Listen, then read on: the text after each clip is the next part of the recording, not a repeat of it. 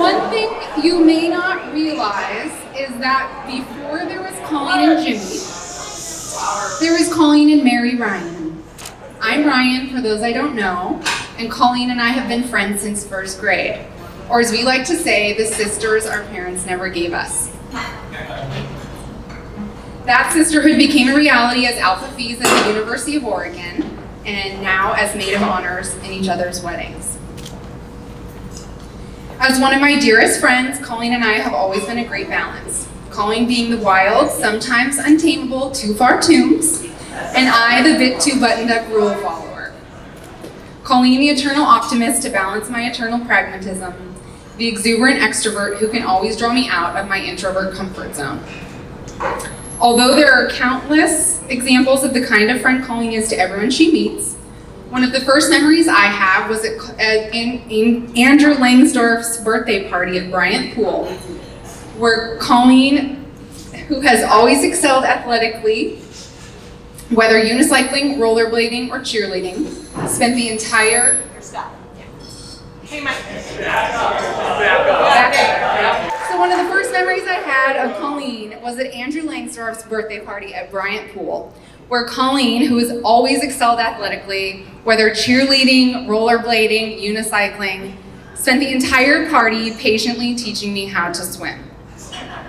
For all these reasons and many more, Colleen has always been one of my best friends and role models, and the brightest light in every room. Throughout the past 25 plus years, we've shared many firsts, from first days of school to first promotions, and I'll never forget first hearing about Jimmy. Colleen came to visit me in Chicago and couldn't stop talking about this amazing guy she just met in San Francisco. In true Colleen fashion, she lost her purse one fateful night in San Francisco and found herself locked out of her apartment for the entire weekend, plunging she and Jimmy into a whirlwind few days together with friends, followed by a work trip to LA, where Jimmy just so happened to be visiting before he flew back to the East Coast.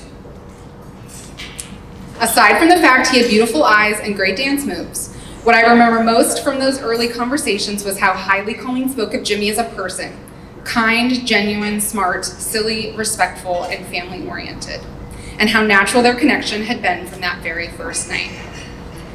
So in a moment of role reversal for the two of us, I convinced Colleen to catch a flight to Portland, Maine, instead of back to San Francisco, to go see what this guy from the other Portland was all about.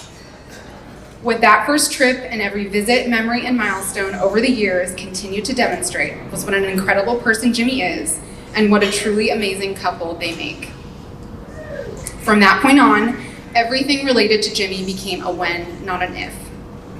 I've spent a lot of time thinking about how to capture all the best things about Colleen and Jimmy as a couple, but what I've realized is that if you know Colleen and Jimmy, or better yet, know them together, you already know all of these amazing things.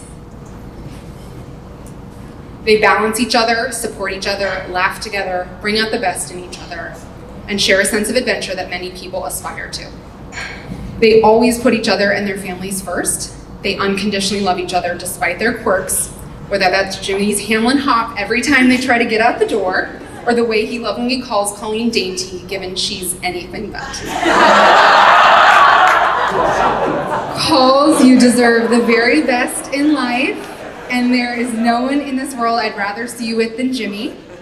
And there's no greater gift than the man we are gaining in you, Jimmy, as you officially join Colleen's wacky family and wide network of friends, all of whom you've so openly and warmly embraced since day one.